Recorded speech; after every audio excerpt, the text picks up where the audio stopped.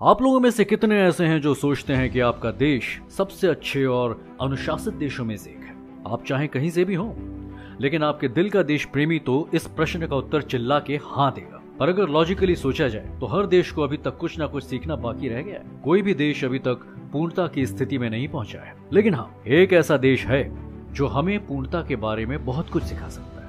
एक ऐसा देश जहां लोग सफाई को एक्स्ट्रा काम नहीं बल्कि अपना कर्म समझते हैं। एक ऐसा देश जहां हर कोई अनुशासन का असली मतलब समझता है, और वो देश है जापान। आप अभी पूछ रहे होंगे कि ऐसा क्या है भाई इस देश में जो हमारे देश में नहीं? इस प्रश्न का जवाब इस वीडियो में बड़ी ही सरलता से दिया गया है। बने रहिए मेरे साथ जानने के लिए 20 ऐसे काम जो हमें जापान से सीखना चाहिए। पहला है एजुकेशन सिस्टम। जापान एक देश जो कि आकार में भारत से 9 गुना कम है, आज भारत से लिटरेसी रेट रैंकिंग में 117 रैंक ऊपर है। सिर्फ भारत ही नहीं, जापान ने तो यूनाइटेड किंगडम को भी पीछे छोड़ दिया लिटरेसी रेट। तो आखिर ऐसा क्यों? ऐसा क्या है इस देश के एजुकेशन सिस्टम में? ऐसा इसलिए है क्योंकि जापान में बच्चों को पढ़ाई से पहले शिष्टाचार सिखाया जाता है। पढ़ाई के पहले 3 साल कोई एग्जाम्स नहीं होते, बल्कि उन 3 सालों में बच्चों को शिष्टाचार और अनुशासन का महत्व समझाया जाता है। जापान में स्कूल की अटेंडेंस ऑलमोस्ट 99% है। सोचिए, हर स्कूल में 99%। दूसरी सीखने वाली बात है स्वच्छता। जापान के सफाई कर्मचारी हर सुबह एक बहुत ही बड़े धर्म संकट में आते हैं कि क्या साफ करें। वहाँ की सड़कें और गलियां इतने साफ होते हैं कि उन कर्मचारियों को छोटी छोटी दरारों यानी क्रेवाइसेस में से गंदगी ढूंढने निकालनी पड़ती है। यहाँ के स्कूल्स में कोई भी सफाई कर्मचारी नहीं होते और सफाई का सारा काम बच्चों को ही करना पड़ता है। ये काम उनके लिए अनिवार्य है। अगर यहाँ ऐसा होता तो यहाँ के माँ बाप तो स्कूल को ही जलाते थे। तीसरी सीखने वाली बात है बेघर लोगों की संख्या तकरीबन 0 यानी 0। जी हाँ, आप ये अगली बात सुनकर जरूर चौंक उठेंगे। जापान में जहाँ तकरीबन 12 करोड़ लोग रहते हैं, बेघर लोगों की संख्या 0.004% यानी 0.004% है। 2017 के एक सर्वे के अनुसार जापान में 5,534 लोग बेघर हैं। हमें इनकी सरकारी पॉलिसी से बहुत कुछ सीखना है। चौथी सीखने वाली बात है दृढ़ता। जापान में हर साल 2000 से भी ज्यादा भूकंप आते हैं और हर 5 मिनट में लोगों को कहीं ना कहीं भूकंप का झटका लगता ही रहता है। करोड़ का नुकसान हर साल और उसके साथ लाखों की जानें जाती हैं यहाँ पे। पर इसके बावजूद भी यहाँ लोगों में दृढ़ता बनी रहती है, फिर से अपने पैरों पे खड़े होते हैं। यहाँ के बौद्ध यानी बुद्धिस्ट विश्वास के अनुसार जिंदगी हमेशा चलनी ही चाहिए, नो मैटर व्हाट। ये बात काफी ही रेस्पेक्टेबल है कि एक देश जो कि इतनी कठिन समस्याओं से गुजरता है, हर साल अपने पैरों पर फिर से खड़े होने की क्षमता भी रख पाता है। और इस चीज से हम सभी को प्रेरणा लेनी चाहिए। पांचवी सीखने वाली बात है युवा शक्ति। जापान की युवा शक्ति कई देशों में से कई गुना ज्यादा है और ये बात फिर से उनके एजुकेशन सिस्टम के साथ लिंक की जा सकती है। यहाँ बच्चे कॉलेज से ही निकलते ही लीडरशिप के गुण के साथ दुनिया जीतने लग जाते हैं। छठी सीखने वाली बात है विनम्रता और शीलता यानी पोलाइटनेस और मॉडेस्टी।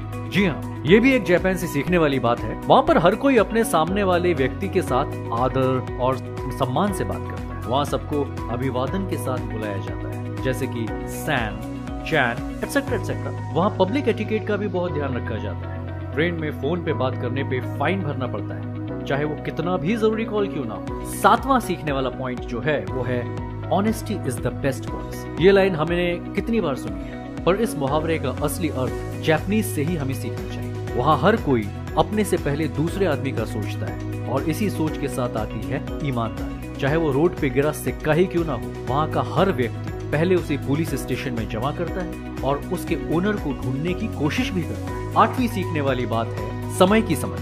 जापान में एक मुहावरा है, being 10 minutes early is early, being 5 minutes early is being on time, and being on time means you are late।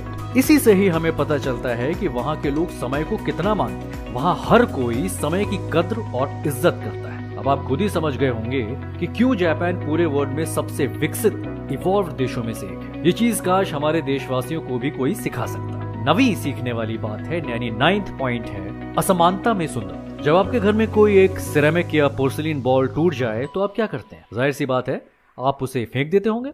आखिर एक टूटी हुई चीज को कोई क्यों अपने घर में रखे? पर जापान में कुछ अलग होता है। वहाँ पर बाउल टूटने पे उसको रिपेयर करा जाता है। बस उतना ही नहीं, सारे क्रैक सोने से भरे जाते हैं। उनका मानना यह है कि कोई भी चीज पूर्ण नहीं होती, अगर एक चीज टूट जाए तो उसे रिपेयर किया जा सकता, चाहे वो कुछ भी हो, और वही टूटना उस चीज को एक अलग ही चमक और वैल्यू देता है। ये चीज तो सभी को सीखनी चाहिए। 10th पॉइंट है प्रदूषण की समझ।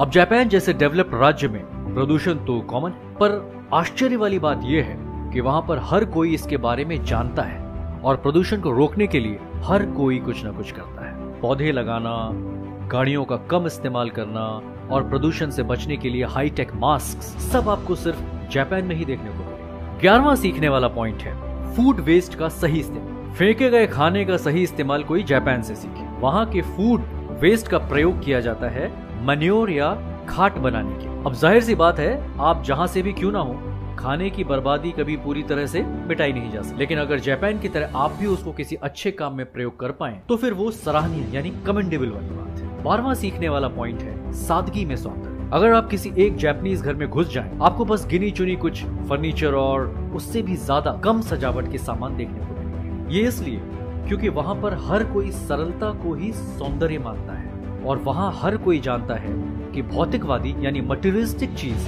अस्थायी होती है और उन चीजों से सुख नहीं मिलता। इसका एक फायदा ये भी होता है कि जब भूकंप और सुनामी से घर बर्बाद हो जाए तब उसे फिर से बनाने पर ज्यादा खर्च ना आए। अब ये हुई ना समझदारी वाली बात। 13th यानी 13वीं सीखने वाली बात है high and customer service. Japan की टेक्नोलॉजी सिर्फ एडवांस्ड ही नहीं बल्कि बहुत ही ज्यादा कंज्यूमर फ्रेंडली भी है। वहाँ अगर आप किसी भी दुकान में घुस जाएं तो आपको भगवान की तरह ट्रीट किया जाता है। वहाँ के दुकानदार लिटरली आपके चरणों पे बैठते हैं। अब ये हुई ना बात। 14th पॉइंट जो सीखने वाला है वो है प्रकृति की स्वीकृति। जापानीज संस्कृति की विशेषताओं में से एक है मनुष्य और प्रकृति के बीच में करीबी संबंध। यहाँ हर कोई प्रकृति के छोटे छोटे उपहार का जी भर के मजा लेता है। यहाँ तक कि इनके स्कूल्स भी हर साल 1 अप्रैल से शुरू होते हैं क्योंकि वो जापान की सबसे सुंदर चेरी ब्लॉसम्स का समय है और वहाँ की टीचर्स के अनुसार ये वातावरण पौधे लगाने के लिए सबसे अच्छा होता है। पढ़ने का मजा भी काफी आता होगा वहाँ। 15वीं सीखने वाली चीज है रेडीनेस।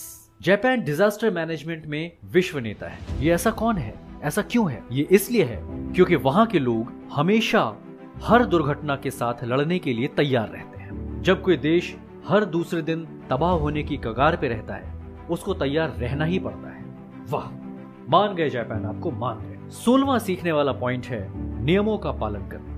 नियमों का पालन और आदर करना यहाँ के बच्चों को स्कूल के पहले 3 सालों में अच्छी तरह से सिखाया जाता है और ये गुण वो बच्चे बूढ़े होने तक याद रखते हैं और नियमों का पालन करते हैं। यहाँ अगर सीढ़ियों के 2 हिस्से होते हैं, एक जाने के लिए और एक आने के लिए, तो लोग उनके काम के अनुसार उन 2 हिस्सों का प्रयोग करते हैं, चाहे सीढ़ियों के नीचे हो उनको वेट ही क्यों ना करना पड़े। ये सीखने वाली बात है भैया। 17वीं बात है जो हमें सीखनी चाहिए वो है काम के साथ मजे। जापान का कॉर्पोरेट वर्कर्स दुनिया में सबसे कुशल कर्मचारियों में से।